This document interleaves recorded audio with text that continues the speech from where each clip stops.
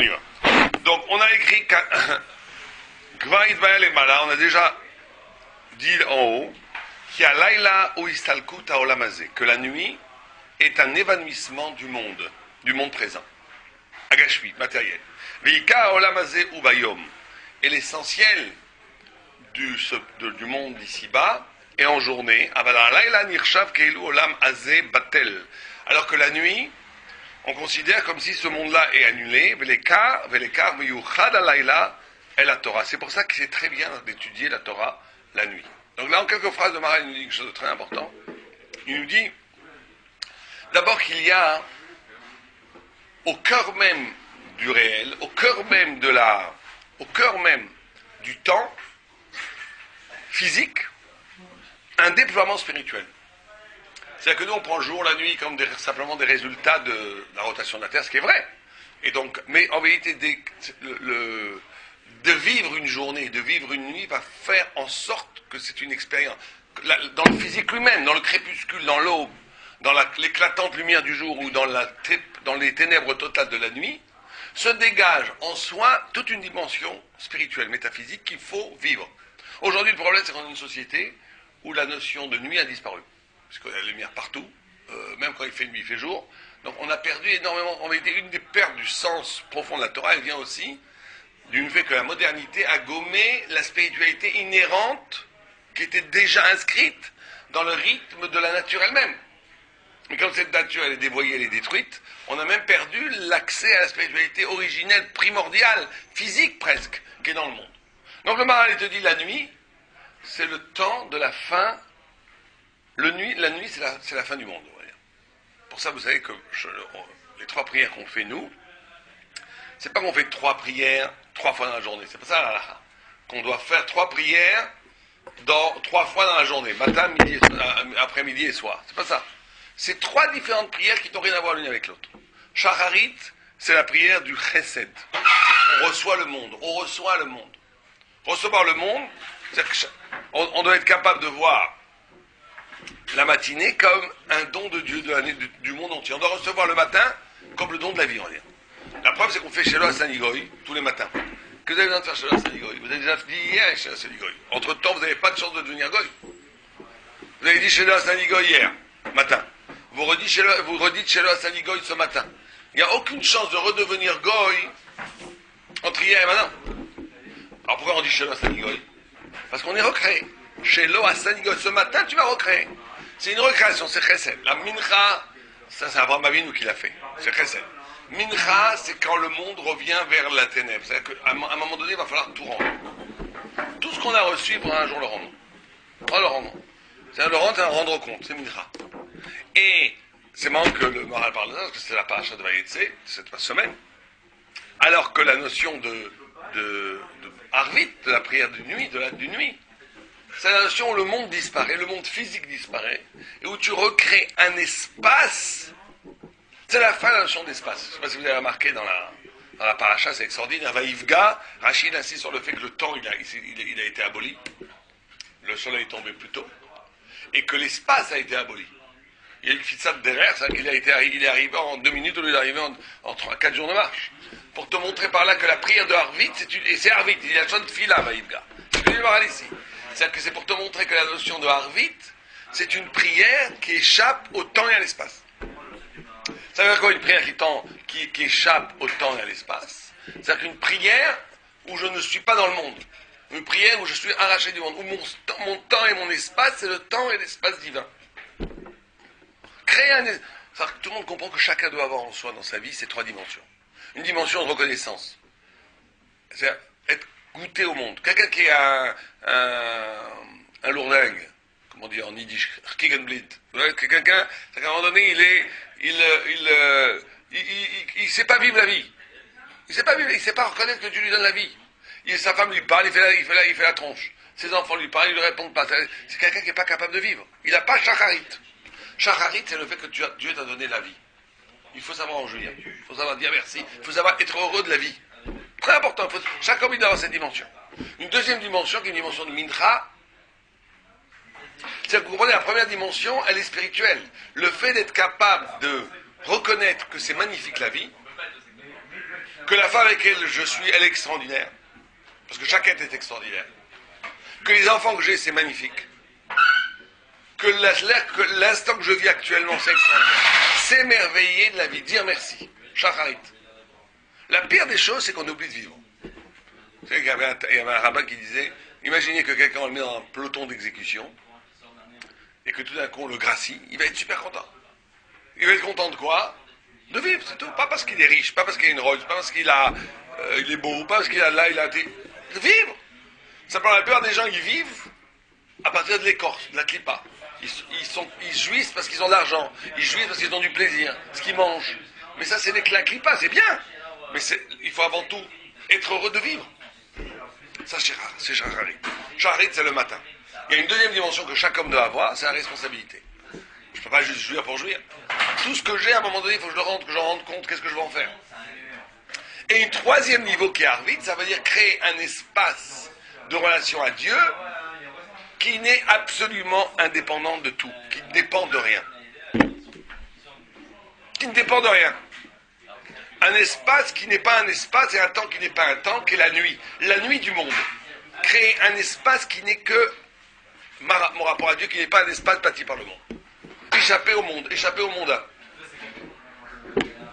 Le troisième, c'est le plus dur. C'est pour ça que c'est un réchout d'après la halakha. Vous savez qu'Arvit, d'après la pure halakha, c'est pas une chova. Aujourd'hui, c'est devenu une chova, une obligation, parce que minag haolam de faire Arvit. Mais d'après la pure halakha, c'est pas une chova. C'est pas une chova. D'accord? Pourquoi? Parce qu'on peut pas demander à un homme d'être un héros à ce point-là. On te demande, on peut demander à n'importe quel homme de dire merci. Recevoir le monde, tu dois dire merci. Tu reçois le monde. Regarde un peu la femme que tu as, regarde les enfants que tu as, regarde les parents que tu as, regarde la vie que tu as. C'est magnifique. Même si c'est dur, même s'il y a plein de problèmes, c'est magnifique. Regarde les animaux, les vers de terre à côté, comment ils vivent par rapport à toi. Dieu, ce qui t'a donné, la lumière. C'est magnifique. Tout le monde devra rendre compte. C'est une chova de faire mincha. Par contre, créer un espace qui ne dépend de rien et à partir de cet espace avoir une relation avec Dieu. Quand je dis un espace avec une conscience, un champ de conscience, créer tout que les références c'est plus rien du tout que ma rapport à Dieu. Très très dur. Ça c'est tellement dur qu'on n'a même pas fait une chova. C'est un reshoot. Si tu peux, il faut le faire, mais si tu peux. Tellement que c'est dur à y arriver. D'accord? Ou bébé avec Ben et il continue le maral. Amaresh là qui j'ai dit, Kola Osek Batora Bedaïla, tout celui qui étudie la Torah la nuit, Akadosh Baruch Hu, Mosher Alav, Chut Shel Chesed Beyor.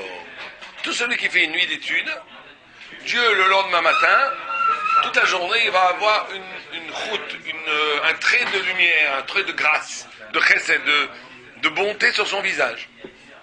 Shneema Yoma Mitzaveh Hashem Chasdo Belaila Shiraimi. Il y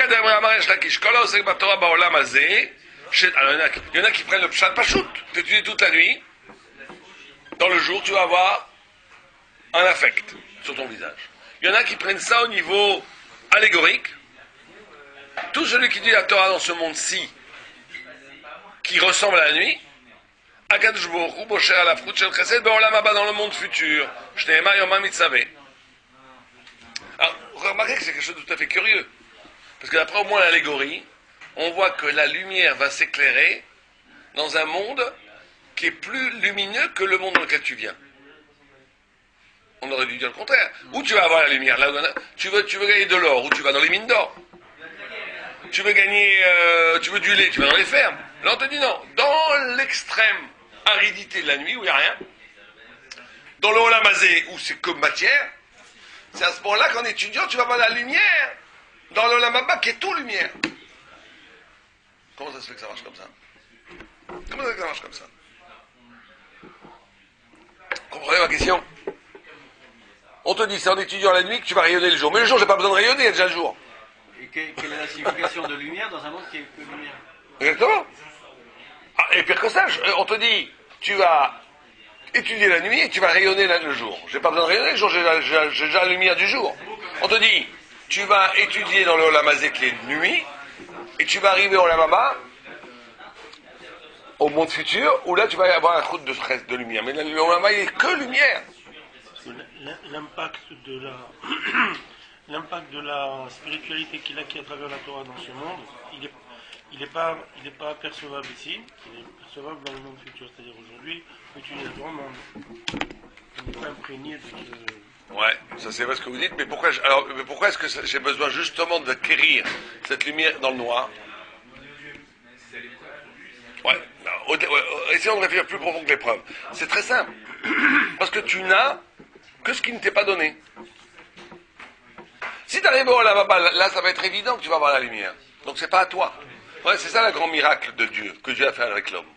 C'est qu'il a réussi, ouais, au-delà de la prière, c'est vrai que c'est une déclinaison de la liberté, du libre arbitre. C'est que Dieu a réussi à faire que l'homme peut anticiper. C'est la grande puissance de l'homme, on dit, bien sûr, vous avez raison. Mais la grande puissance de l'homme, la grande intelligence de l'homme, c'est quoi? C'est la notion d'anticipation.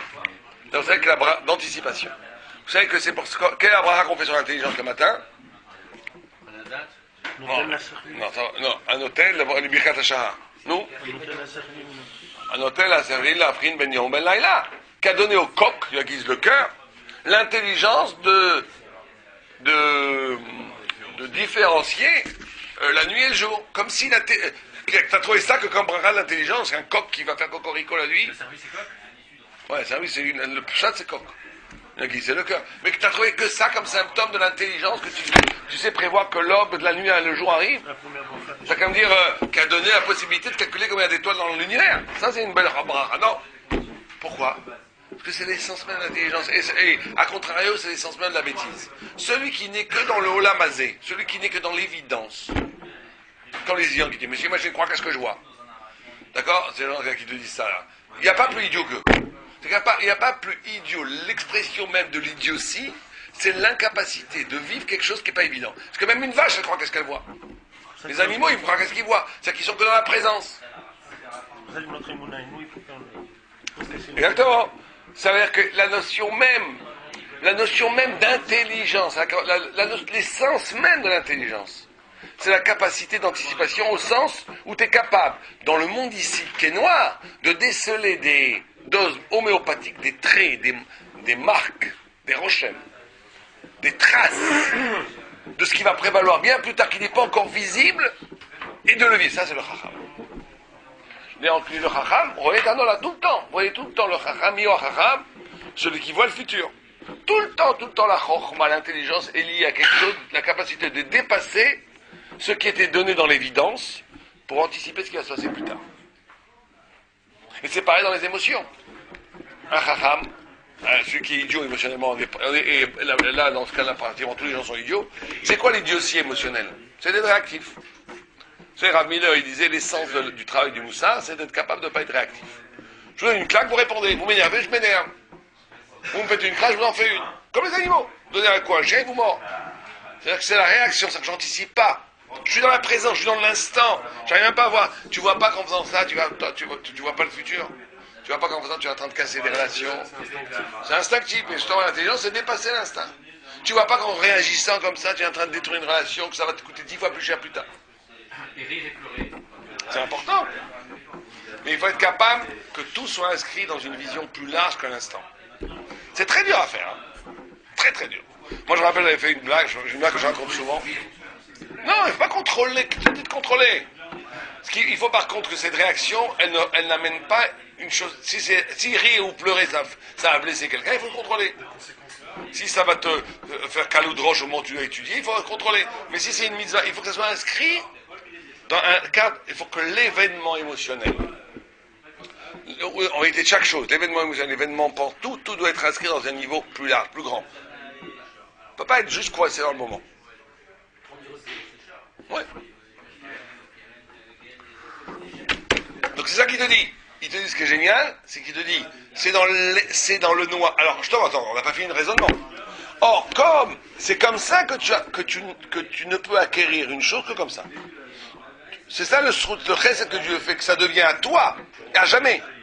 C'est que tu as étudié dans le noir. Étudier dans le jour, c'est trop facile. Quand la lumière, la vérité va être absolument révélée, alors bien sûr on va étudier. On dit que les Talmidei Chachamim, oh là ils étudient avec Ziva Shrina et tout, ils étudient énormément. Mais ils n'ont pas de mérite pour ça. Pourquoi ils n'ont pas de mérite pour ça? Parce que c'est pas eux, on leur donne. On te donne. Pourquoi on te donne? C'est évident. Alors que d'étudier à un moment donné où c'est pas évident d'étudier, au-delà de l'épreuve, c'est vrai que c'est une épreuve, mais au-delà de là, ça devient à toi, parce que tu t'as été obligé de te couper par rapport à l'environnement, pour t'attacher à quelque chose qui n'est pas encore visible, et donc en ce sens-là, tu l'as fait tienne, c'est à toi maintenant ça. C'est à toi à jamais. Parce que ça t'est pas donné. Tu as été obligé de travailler pour l'acquérir, donc c'est à toi. On ne pourra jamais te prendre ta Torah. Une Torah, et donc c'est pour ça que tu es obligé d'étudier dans le noir. On ne peut acquérir véritablement une chose, la lumière, que quand on est dans les ténèbres. Si on est déjà dans la lumière, elle nous est donnée, c'est pas à nous. Il y a une acquisition, mais elle n'est pas à moi, elle est extérieure. Mais quand la lumière, elle vient, quand tout est noir, ça, on ne pourra jamais te l'enlever, c'est toi qui l'as presque fabriqué, on va dire, presque.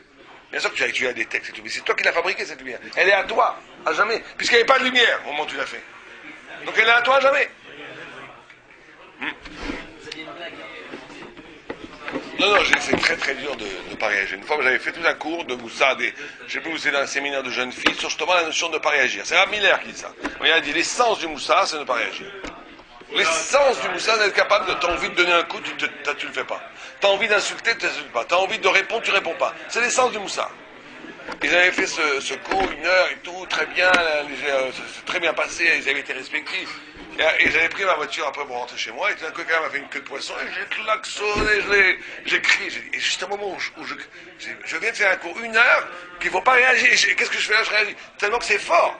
C'est même après avoir étudié pendant 1 heure, enseigné ça pendant 1 heure. Le corps parle, le corps est très puissant. Le corps contrôle l'individu. Il faut justement, toute la grandeur, c'est être capable de ne pas se faire contrôler par le corps. C'est ça, de ne pas réagir. D'accord? Donc on a les deux versions. Un qui dit Olam Hazeh, ok. Oh, maintenant le Maharal va expliquer les deux versions. Omnam, Amamar Zebalodia, qui Ika, Anaga Zamitziut, ou Beyom, Shebo Aor. Aval Belaïla, Sheu Choshe Akol Batel, Leken Raoui Laïla, les Torah. Alors là, il donne une autre explication. Il te dit aussi, que le jour, c'est difficile d'étudier la Torah. Pourquoi? Parce que le jour, c'est le monde de la loi de la matière, du phénomène. Tout se développe, tout se manifeste. Il faut bien comprendre, nous on a du mal à comprendre ça, mais que l'environnement va déployer au-delà des événements qui ont l'air d'être juste des événements. Les événements vont structurer la tête, on va dire, pour dire les choses simplement.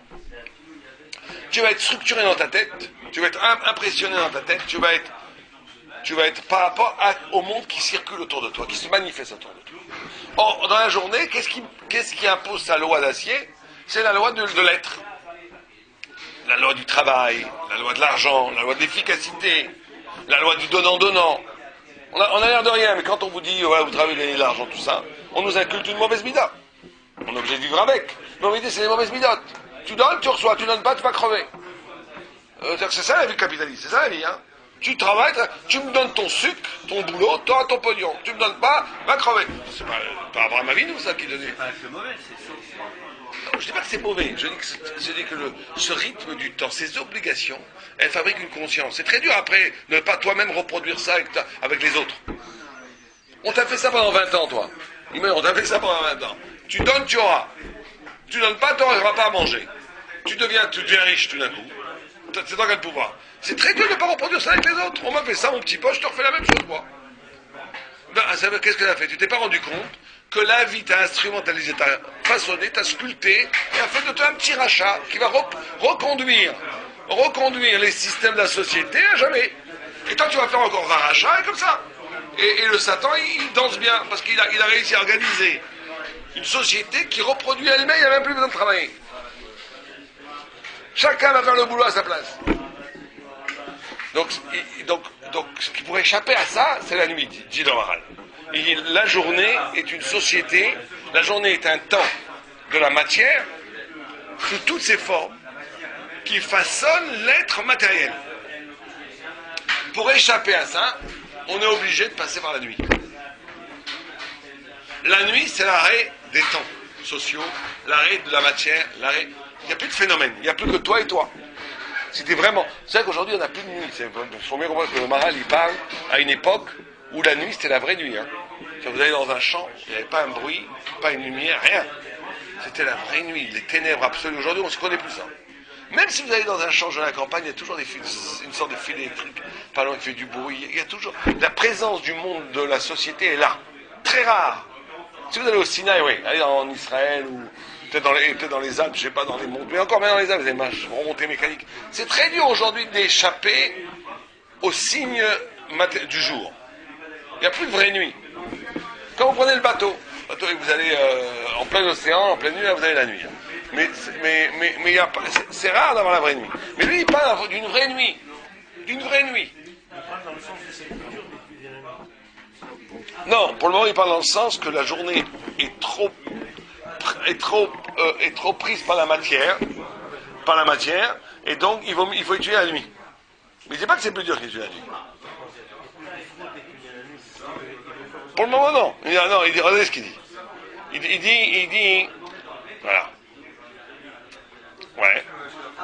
Les cas, Amo Kasher ou Osek Batora Balayla, Akadosh Baruch Hu, Moshe Alaf Chut Shel Chesed Bayom, qui baiser nire qui ou Osek Batora Bezman Lahaoui la Torah. Il dit simplement que le temps de l'étude doit être la nuit. Le Rambam, il dit cette phrase, il dit Lo Ivatel Afilo Echad Mehem. Il dit le Ikar de la Torah, elle est acquise la nuit. Velo Ibatel, il n'a pas le droit d'annuler une seule nuit d'étude. Il dit la nuit, c'est à ce moment-là que si tu veux véritablement acquérir la Torah, tu étudies la nuit. Parce que c'est le moment d'étude de la Torah. La nuit est une respiration du temps, une présence du monde qui permet à l'ouverture vers l'infini, vers la vérité. Le jour, il y a quelque chose de trépignant qui te bloque le sechel, qui te bloque les perceptions, qui te bloque la véritable façon de comprendre. Quand la Torah est quand j'allo, ou un chesed. Alors maintenant il pose une autre question, il dit pourquoi un chut shel chesed? Pourquoi celui qui étudie la Torah, la conséquence va être ce trait de chesed? Pourquoi on ne dit pas chut shel emet? Pourquoi chut shel chesed? Chesed c'est la miséricorde. On dit chut shel chesed. Alors il dit qui a Torah ika shela ou a chesed. La Torah chesed al shona. Il dit l'essence de la Torah, c'est le chesed.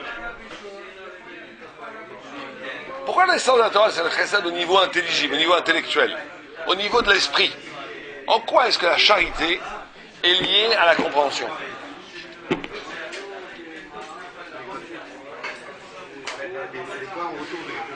Ouais, tout à fait.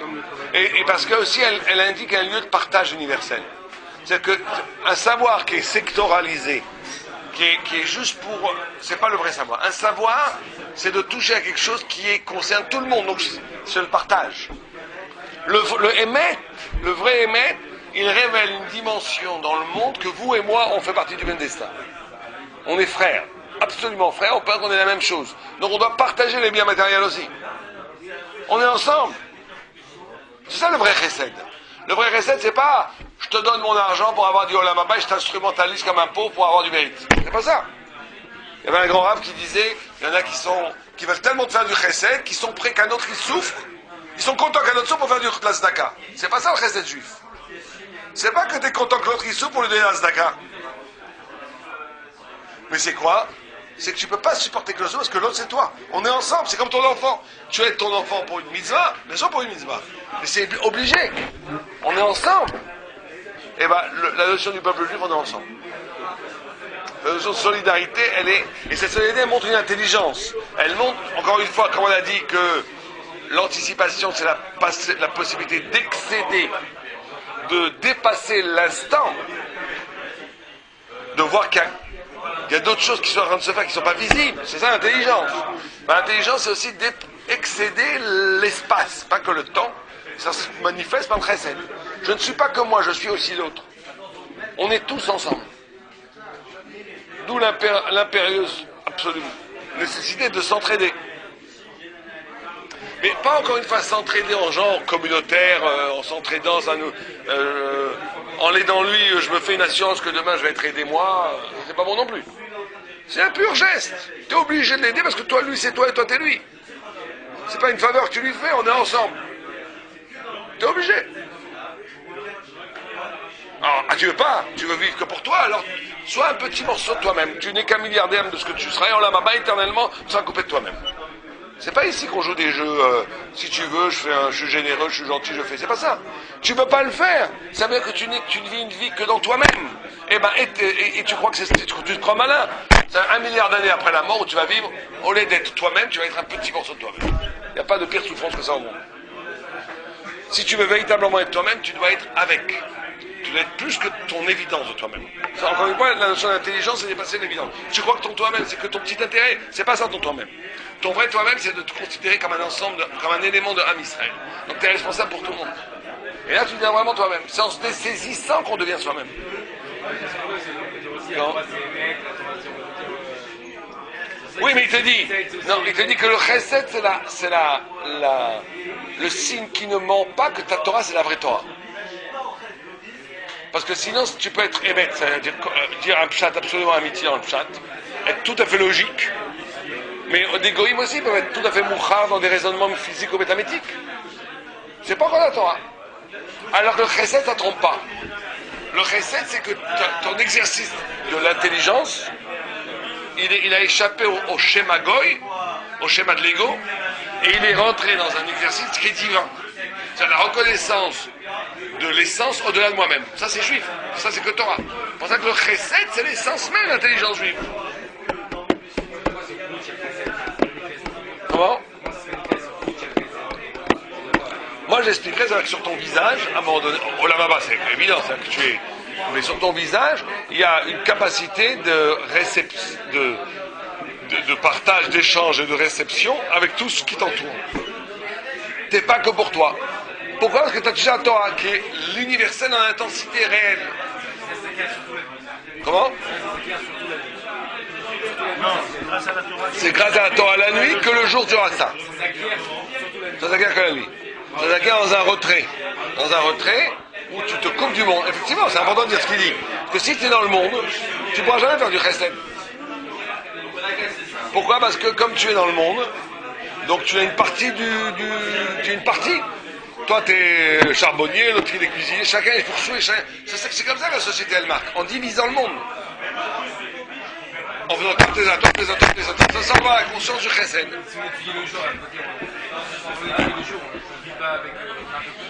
Non, il y a assez dans le Beth Midrash d'échanges et de chesed à faire, largement. Pas besoin de ressortir dans le monde. Oui. On peut être dans un Beth Midrash qui est invité la nuit par rapport à la masée, parce que c'est coupé du monde. C'est la nuit. C'est vraiment la nuit, mais tu peux faire la déclinaison de cette nuit, tu peux installer une nuit. Voilà, exactement. Bon, on finit juste le chapitre. Il nous reste 3 minutes, on essaie de faire une demi-heure vraiment tous les matins, on y va. Oh, c'est clair? C'est clair pour le moment? C'est clair.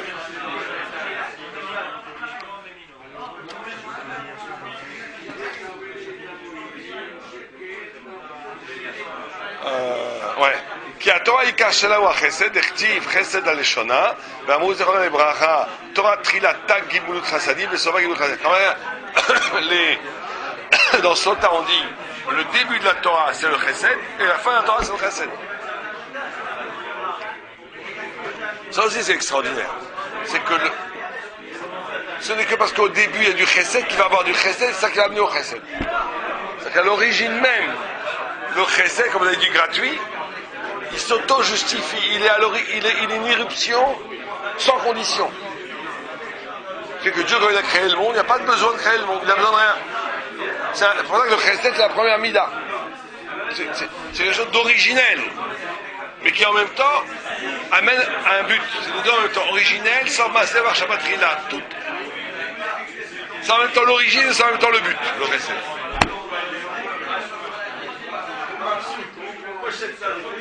Qui a Torah i a Tov Agamour, mais quand i Torah Chesed ou a Tov Agamour. Et maintenant il a une autre notion. Il dit parce que la Torah, c'est le bien absolu, le bien total, et le Chesed, c'est aussi un des éléments qui est le bien total. C'est pour ça que ça va toujours ensemble. ולכמה שמשה על העברות של חסד כי היום שהוא כולו אורה ראוי שיהיה נמצא בו חסד ולכן הקדוש ברוך הוא משה על העברות של חסד ביום ולעיקר דאמרי כאשר עוסק בתורה בעולם הזה הוא עולם הגשמי ועל כל זה ידבק בתורה. נראה בזה שיש לאדם בזה דבקות גמור בתורה שהוא טוב. ולכן מושך עליו חוט של חסד. Là, il dit une autre beaucoup plus simple, enfin beaucoup plus évidente et plus fondamentale peut-être. Il dit parce que quand l'homme se colle à la Torah, il découvre sa véritable nature. Il dit la véritable nature de l'homme, c'est la bonté. La véritable nature, j'aime pas ces mots nature, parce qu'il dit pas nature. On n'est pas dans le bon sauvage, l'homme il est bon naturellement, c'est pas ça. L'homme il a du plein yatsara, au contraire, l'homme il est né avec du yatsara. Mais ce que la définition profonde de l'homme, ce à quoi il adhère en dernier recours profondément, ce qu'il est vraiment, l'essence de ce qu'il est vraiment, c'est son côté de bon. Donc quand quelqu'un se laisse aller à la méchanceté, c'est qu'il trahit quelque part ce qui est le plus profondément ancré dans ce qui est en lui. C'est pourquoi il est fait. C'est pas juste de faire une chose pas bien. Tu fais une avéra. Tu fais quelque chose de pas bien. C'est qu'en faisant ça, tu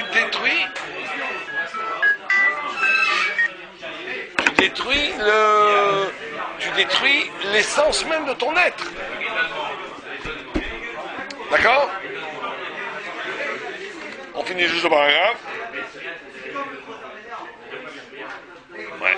ולכך מושך עליו חוט של חסד לעולם הבא. כלומר, שעל זה יהיה האדם זה הטוב והחסד לעולם הבא, וכל זה שדבק בתורה לגמרי שהוא טוב. והתברר בזה כי עיקר התורה כאשר האדם נמשך אחרי השכלי וגובר על הגוף הגשמי ומסלק אותו, ובזה נעשה אדם שכלי. ויותר מזה, כאשר יש לאדם מונע מצד הגשמי שלא יעסוק בתורה, הוא העוני, האדם עומד כנגד מונע הזה וגובר עליו ועוסק בתורה, שעל ידי זה נחשב אדם שכלי גמור, כאשר מבטל גופי הגשמי. Et il dit, le premier mouvement, on verra d'autres mouvements après les prochains jours, le premier mouvement pour arriver à cette forme de lumière, c'est de combattre le corps. Pas combattre le corps parce qu'on accepte le corps, nous, mais combattre le diktat du corps. Le diktat, c'est-à-dire la royauté du corps. Alors il dit, quand quelqu'un est pauvre, naturellement il ne peut pas étudier.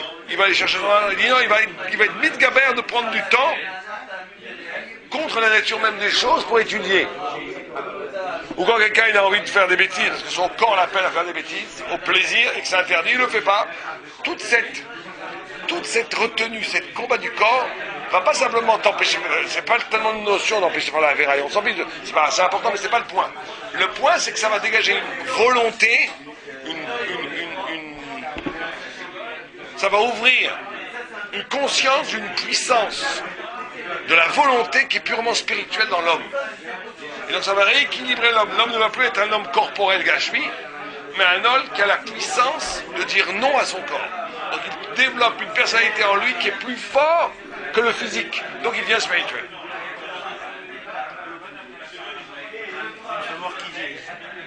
Ça veut dire qu'il faut presque avoir une vision chevaleresque de la Torah. Je suis là, mon corps, ce sont des hordes de sauvages qui viennent m'attaquer, qui veulent prendre mon âme, l'enterrer sous le sable, tout ça avec des jolies corrélations rosâtres, manger, bêtises, snoot, tout l'arsenal du Yatsara. Toi, tu dois te considérer, je suis un prince de Dieu, un fils de Dieu, je suis un chevalier de la Torah, je peux pas me laisser, je ne veux pas, en me laissant aller à ça, je deviens un goy. C'est-à-dire, je deviens comme n'importe quel humain trop faible, comme disent les chrétiens, chair est faible. On tourne dans le cycle de la normalité minable. Il est normal qu'un homme se laisse aller après le corps. C'est minable. Alors que quelqu'un il se dit, moi je veux plus être minable. Et donc je veux m'en mettre un gibor, un héros. C'est héroïque. Être juif, c'est être héroïque. C'est un combat. Mais le combat ne doit pas être que négatif. Ah, je me prive. Le combat doit te donner la satisfaction d'être un héros. D'avoir libéré en toi toute une image cérébrale de l'homme juif plus fort que la matière. Ça donne, c'est comme ça qu'on se construit. Allez, nous. Bon, on continuera mes Hashem demain. Il y a un cours de Gemara dans 5 minutes pour ceux qui sont intéressés.